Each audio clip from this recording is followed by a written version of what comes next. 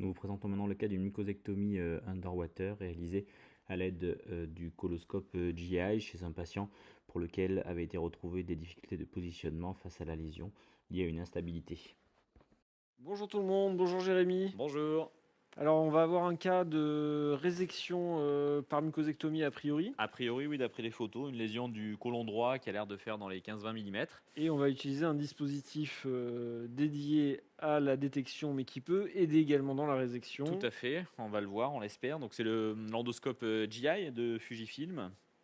Donc on vous montre juste le principe, hein. C'est un endoscope qui a un ballon à son extrémité distale qui se gonfle très facilement et qui va permettre, on le verra à la redescente, de déplisser un petit peu la paroi colique pour augmenter le taux de détection d'adénome. Ça s'adapte, c'est atraumatique et on peut faire varier après le niveau de pression si on a envie de céder pour déboucler. Donc l'intérêt, donc tu as dit c'est pour la détection. Ouais. Et ça peut aussi avoir un intérêt pour s'aider un petit peu à déboucler, ça permet d'ancrer un peu le ballon.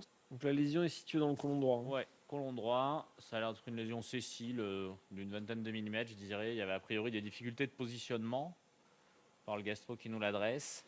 Donc ça peut être intéressant effectivement peut être d'utiliser ce intéressant, type de du coup, matériel dans cette indication. Donc là tu es gonflé, hein, c'est ça? C'est en cours d'insufflation, ouais. Là, c'est bon, c'est gonflé. Du coup, a priori, vu que ça ne clignote plus.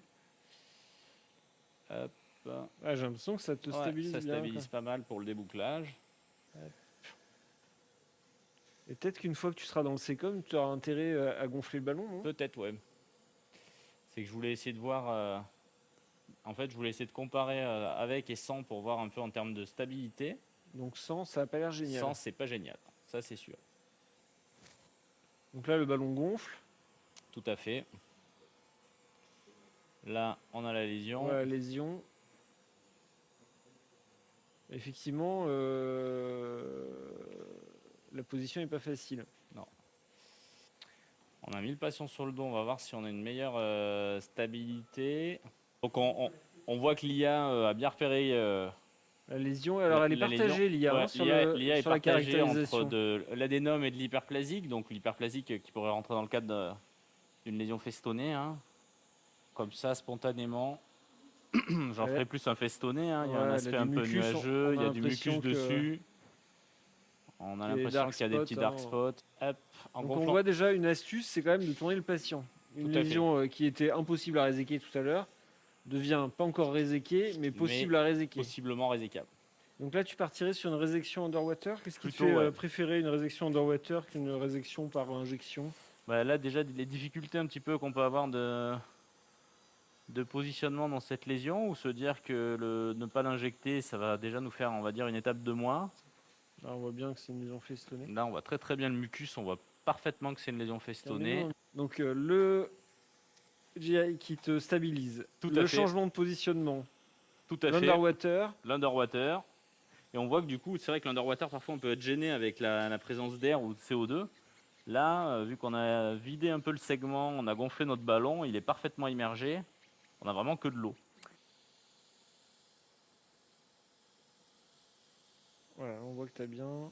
On voit que l'underwater fait bien monter la lésion.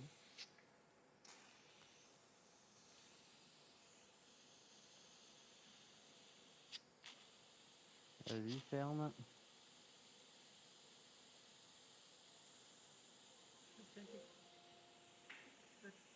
Écoute, ça a l'air pas mal. Hein. On a l'air d'avoir tout, effectivement. Donc, on va pouvoir couper.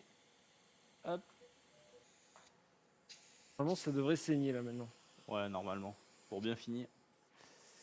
Alors. Voilà. Sur la zone de résection. Ah, on voit bien le saignement, voilà, super. On voit bien le petit saignement artériolaire. Donc là, il faut agir vite, hein, parce que sinon tout va se remplir de sang. C'est pas loin, mais on va essayer déjà temporiser d'amoindrir. Magnifique. T'es branché? Encore, vas-y, continue.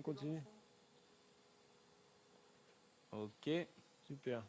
Bon, ça a temporisé, mais c'est pas. Non, c'est pas parfait. On va finir à la pince. Ouais. Être un peu plus. On voit le petit vaisseau hein, qui est juste devant toi là. Ouais, je sais. Vas-y, ouvre. En fait, tu vois, quand je fais du gauche, ça ne répond pas. Vas-y, ferme.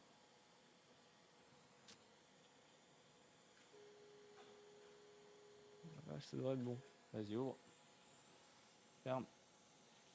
Ok. Du coup, on va fermer avec des clips. On peut peut-être montrer des clips Stella, qui sont des clips Pentax.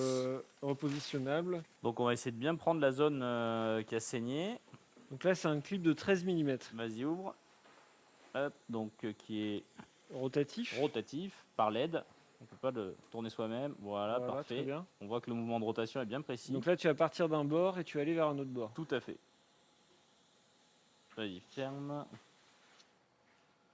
Ok, vas-y, largue-le. De manière assez jointive. Hop. Vas-y, ferme. Hop, ok, vas-y, largue.